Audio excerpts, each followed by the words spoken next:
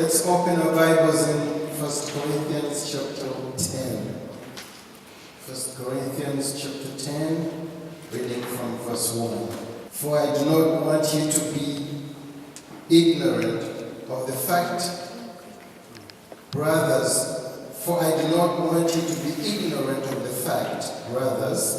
that our forefathers were all under the cloud, and that they all passed through the sea.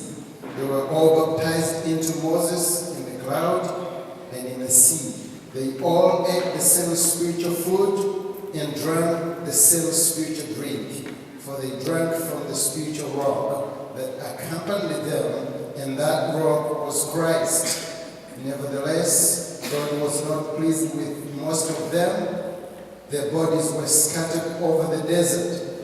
Now these things occurred as examples to keep us from setting our hearts on evil things as they did. Do not be idolaters, as some of them were, as it is written, the people sat down to eat and drink and got up to indulge in pagan revelry. We should not commit sexual immorality, as some of them did, and in one day 23,000 of them died. We should not test the Lord, as some of them did, and were killed by snakes. And do not grumble, as some of them did, and were killed by the destroying angel. These things happened to them as examples, and they were written down as warnings for us, on whom the fulfillment of the ages has come. So if you think you are standing firm, be careful that you don't fall. No temptation has seized you except what is common to man. And God is faithful. He will not let you be tempted beyond what you can bear.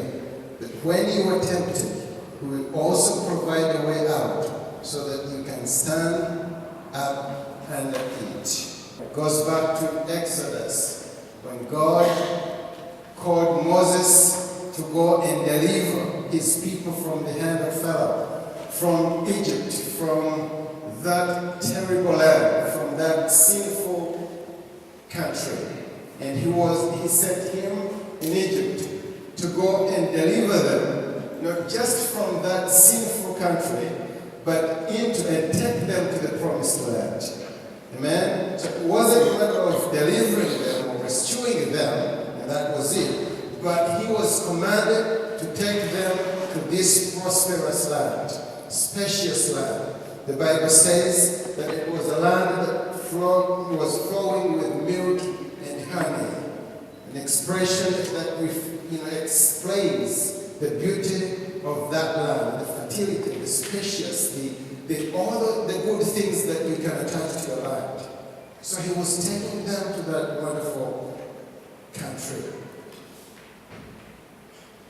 And people, in other words, when Moses appeared in chapter 3 of Exodus, and he approached the leaders of Israel, Hebrew people, and he taught them everything that the Lord commanded him to do. And they were all excited that they're about to be rescued, they're about to be set free, they're about to be taken to this promised land.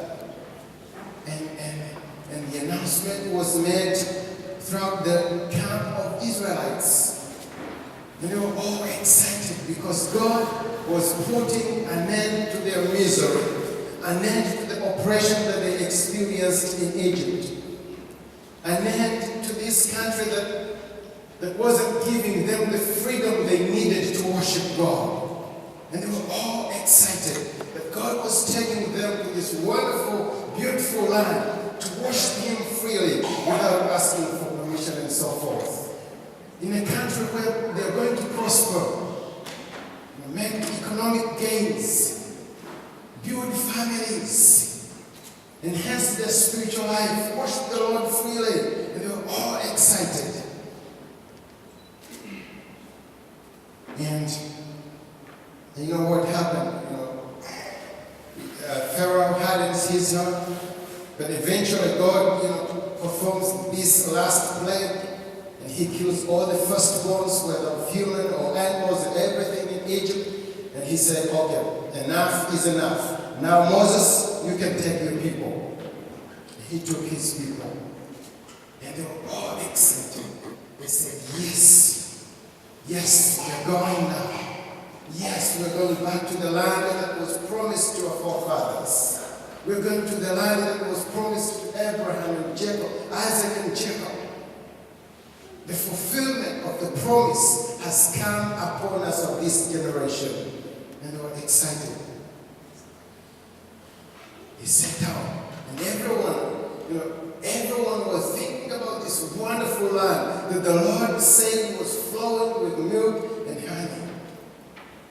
And I think those who were grown up, those who were mature enough to come up with plans, I think they sat down and they said, if they give me the portion of my land, this one will be for my cows, this one will be for my donkeys, this space will be to grow a vineyard and all that, and this, I'm going to prosper economically, and I'm going to worship my God, I'm going to respect the Sabbath, and so forth and so forth. Everyone was making up plans to prosper. And then we read Numbers chapter 11. Let's open Numbers chapter 11. Numbers chapter 11 from verse 1. And maybe before that, let's begin with chapter 10, a few verses before chapter 11. And this is from verse 29. Now Moses, so this is Numbers 10:29. Now Moses said to Hobab, son of Reuel, the Midianite, Moses' father-in-law, we are setting out for the place about which the Lord said, I will give it to you. Come with us, and we will treat you well, for the Lord has promised good things to Israel. Amen. Amen. God has promised good things to Israel. He answered, no, I will not go. I'm going back to my own land and my own people. But Moses said, please do not leave us. You know where we should camp in the desert, and you can be our eyes. If you come with us, we will share with you whatever good things the Lord gives us. So they set out from the mountain of the Lord and traveled for 3 days. I wanted you to mark that. They traveled for 3 days. The ark of the covenant of the Lord went before them during those 3 days to find them a place to rest. The cloud of the Lord was over them by the day when they set out from the camp. Whenever the ark set out, Moses said, rise up, O Lord. May your enemies be scattered. May your foes flee before you.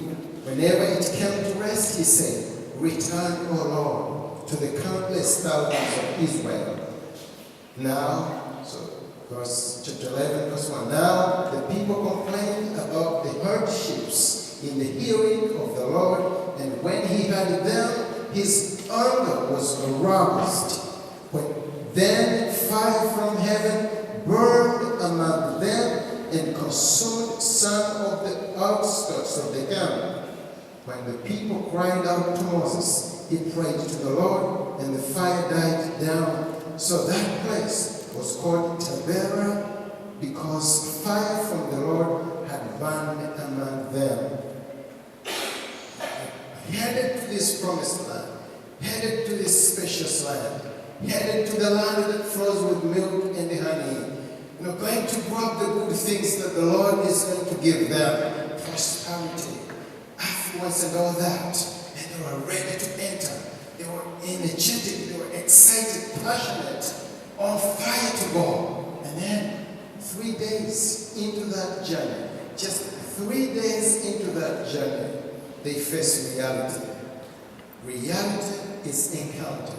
You cannot run away from it. Just 3 days, they face the reality. And the Bible says in verse 1 of chapter 11, now the people complained about the hardships in the hearing of the Lord. 3 days they encountered hardships. The Bible doesn't explain these hardships. Maybe in some other place that I don't remember. But in this particular passage, the Bible doesn't give us the hardships hardships that they faced. We can just imagine and speculate and maybe guess, but we don't know the exact hardships that they faced. But they faced hardships. 3 days into the journey, headed to this promised land, they faced reality. Amen. Has the Lord ever spoken to you about this and given this beautiful picture, this wonderful picture? You know, he speaks in many ways. I don't know the ways that he spoke to you, but the primary, of course, is his word. And then you read his word. He gives you his promises. The promises that belong to believers. Healing, as we know it. You know, it's healing is the bread for believers. You know that. It's a promise. It's there.